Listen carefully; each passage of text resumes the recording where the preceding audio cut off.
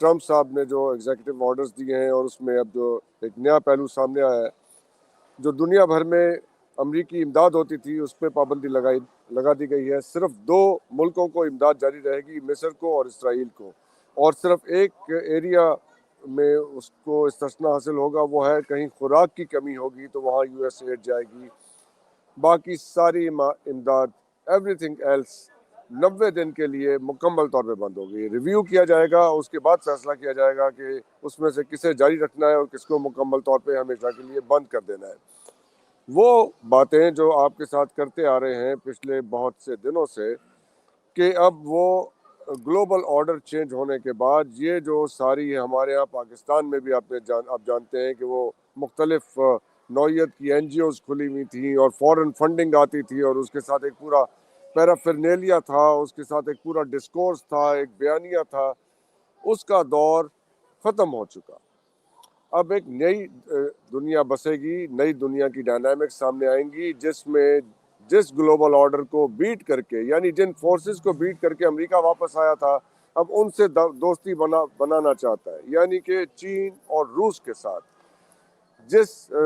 जिस तारीख के खात्मे की बात उनके थिंकर्स फुकुयामा साहब कर रहे थे कि तारीख ख़त्म हो चुकी है, अब मज़ीद कुछ होना बाकी नहीं है, वो 40 साल के बाद आके डिफीट हो गया वो नज़रिया, वो फ़लसफ़ा। चाइना और US क्लोज आ रहे हैं, कितनी एक खूबसूरत सिचुएशन है। डॉक्टर साहब, ये आपकी प्रेडिक्शन ठीक हो गई। दूसरी प्रेडिक्शन आपने कल बहुत ख़तरनाक की थी, वो मैं खुद नहीं दोहराऊंगा। जब वो पूरी हो जाएगी तो मैं उसका क्लिप लगा दूंगा आपके लिए। तो ये आप प्रेडिक्ट कर रहे थे कि USA और चाइना क्लोज हो जाएंगे, और वो दिन हमने देखे कि अब ये कुछ होने जा रहा है।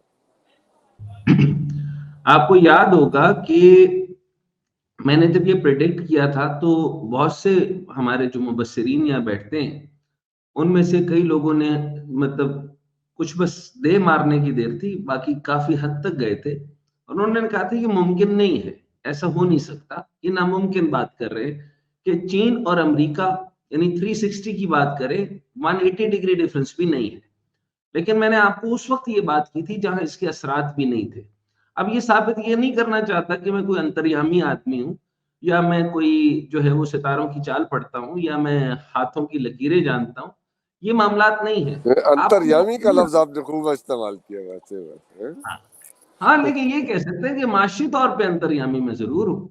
वो मैं आपको बता सकता हूँ, जिसमें मैं ये भी अक्सर कहता हूँ कि आपको फॉल ऑफ इंडिया बहुत जोर से नजर आएगा और उभरता हुआ पाकिस्तान और बांग्लादेश भी नजर आएगा। खैर, ये गुफ्तगू का मौजू अभी नहीं है। मौजू ये है कि आप इसको क्या कहते हैं, स्ट्रेटेजिक शिफ्ट कहते हैं।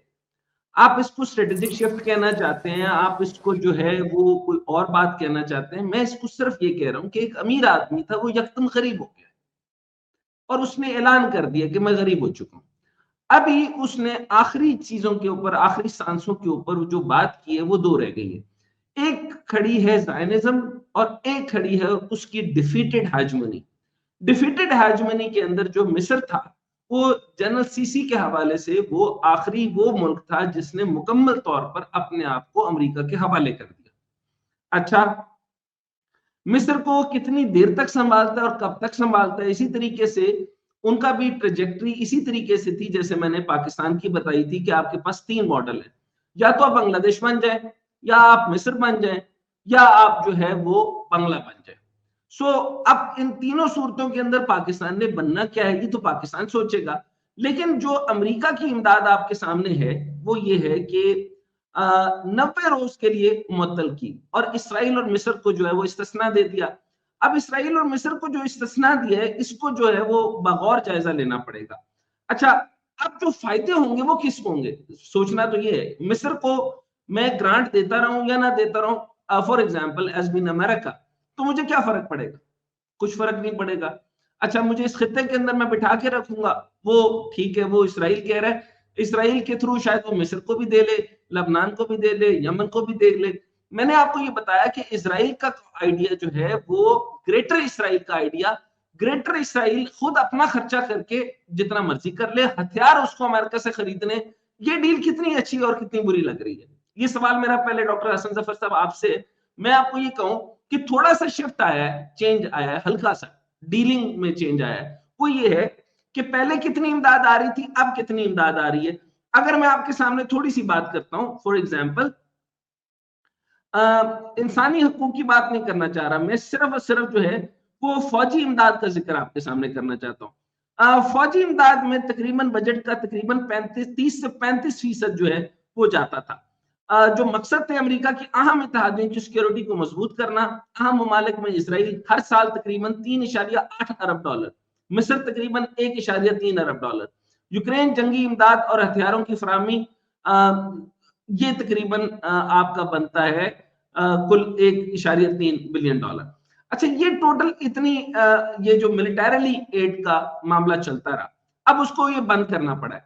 अगर मैं ये नहीं करता और हथियार खरीदने इसराइल हथियार खरीदकर मिस्र को जाहिर सी बात है अपने तसल्लुत में रखेगा और यहां से वो हमास के लिए लड़ता है, तो मुझे बताएं कि इससे क्या फर्क पड़ता था। इमदाद वो डायरेक्ट, पहले इनडायरेक्ट जो है वो ब्लैक रॉक से होते भी, रॉकफेलर से होती हुई कंपनीज के थ्रू जाती थी, अब जो है वो डायरेक्शन चेंज हो गई। अब मैं आपको बड़ी अजीब बात करने लगा हूं। अगर मैं ये कहूं कि उनको पैसे बनाने हैं, जो जायनिस्ट बैठे हुए थे वो किसी और मुल्क से पैसे बना लेंगे, अब सिर्फ उन्होंने अपना एवेन्यू चेंज किया, इस पर आप क्या कहेंगे? चले, आज आपने मुझसे सवाल पूछ लिया है। एवेन्यू तो चेंज किया है, बुनियादी एवेन्यू मकसद तो प्लस पवेलियन कह सर लेना, Avenue plus 700 pavilion. 750 military bases थी, शायद इससे ज्यादा। रिपोर्टेडली 750 मिलिट्री बेसिस थी यूएसए की अराउंड द वर्ल्ड। उस पर कितना खर्चा हो रहा था। अब वो खर्चा अगर उससे जो कमाई हो रही थी उसके बराबर का या उससे फायदा नहीं हो रहा था, तो वो प्रोजेक्ट बंद करना पड़ेगा ना सर। अब तो वो जो डिजाइन बीआरआई ने चेंज किया है, अब उससे मेरा अंदाजा ये है कि उसकी वजह से इनको ये इकदाम करने पड़े हैं कि ये मिलिट्री हार्डवेयर और इस किस्म के इस किस्म की पावर यूज करके अब इनको वो फायदा नहीं हो रहा। उससे जो इन्होंने स्क्वीज करना था ईरान से, लिबिया से, इराक से, इराक वॉर वगैरह से, वो तो अपने जो ऑब्जेक्टिव जितने यहाँ पे हासिल किए नहीं किए। लेकिन अब इनके पास ये इसके अलावा कोई रास्ता नहीं है कि ये इनवर्टली देखें। लेकिन नहीं नहीं सर, ये जो तो एक आपने बात कर दी। उस्मान शाहिद साहब के पास आप जरूर जाइए, मैं सिर्फ आपसे जी जो पूछ रहा हूँ मुझे अभी भी जवाब नहीं मिला। जी मैंने ये कहा पूछे, पवेलियन कैसे चेंज हुआ, ये फरमाइएगा। पवेलियन कैसे चेंज हुआ है इनका? जी, मतलब ग्लोबल पावर देखें, सुपर पावर चाइना ने तो ऐलान नहीं किया, बेल्ट एंड रोड नहीं, वो इनिशिएटिव का उन्होंने ऐलान नहीं उसने नहीं किया। किया, कोलैबोरेशन की एग्जॉस्ट बात होके की। एग्जॉस्ट होके एग्जॉस्ट, ऐलान किया, एग्जॉस्ट होके नहीं ऐलान तो फिर किया। मुझे ये बताएं ना कि एक बात बताएं, इसराइल को इस्तिस्ना क्यों मिला और मिस्र को इस्तिस्ना क्यों मिला? पॉलिटिकल रीजंस पे, क्योंकि पाकिस्तान की अब वो ये फोर्सेस यूज नहीं करना चाहते। इसका मतलब है अच्छा, फिर मुझे ये इसमें बताइए मिस्र कि की करेंगे। इजराइल में जायनिस्ट मूवमेंट का जो आगाज है, यानी पूरी दुनिया के अंदर जो जायनिज्म है, वो जी, मजबूत है या गिर चुका है? मजबूत है। इट्स वेरी अच्छा, स्ट्रांग, फिर स्टिल अगर वेरी मैं ये स्ट्रांग। पूछूं कि रॉकफेलर्स या ब्लैक रॉक्स या इस जैसी कंपनीज, तकरीबन 1000+ जो कंपनीज हैं, क्या उनका इन्फ्लुएंस जो है वो चाइना के अंदर नहीं होगा उन कंपनीज का? बिल्कुल होगा, बिल्कुल अच्छा, होगा। चाइना को मजहब की बुनियाद पर इसराइल से कोई मसला है?